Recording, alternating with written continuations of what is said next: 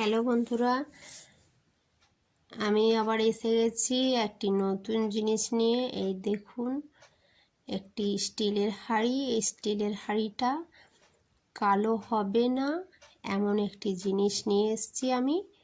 এই দেখুন, এটার মধ্যে আমি তেল দিয়ে দিচ্ছি, পিছন দিকটায় তেল দেব, দিয়ে আমি ভালোভাবে এটাকে মাখিয়ে নেব। মাখিয়ে নেওয়ার পর আমি ওটা একটি প্লাস্টিক দিয়ে পুরোটা ঢাকা দিয়ে দেব। ঢাকা দিলে সেই প্লাস্টিকটি উনুনে চাপালে প্লাস্টিকটি পুড়বে, কিন্তু হাঁড়ির পিছন পুড়বে না।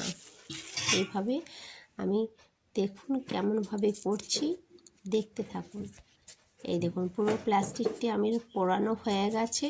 প্লাস্টিকটি যেন কোথাও ফুলে ফেলে না থাকে।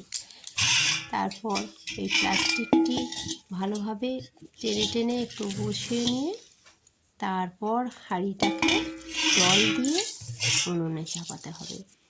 এই দেখুন, আমি কেমনভাবে প্লাস্টিকটি দিয়ে নিয়েছি।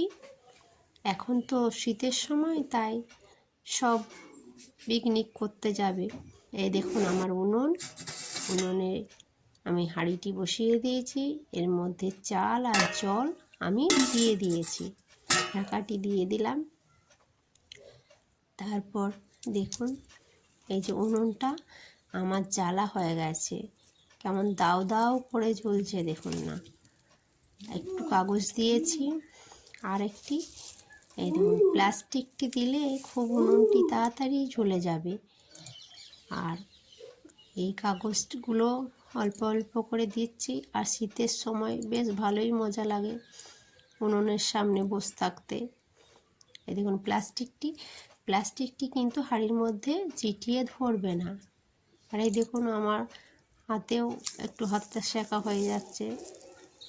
আমার ভাতটি হয়ে গেছে। এরপর দেখুন প্লাস্টিকটি আমি কিভাবে ছাড়িয়ে নিচ্ছি। প্লাস্টিকটি পুড়েছে কিন্তু আমার হাঁড়িটি পুড়েনি। আমাকে আর মাজতে হবে না।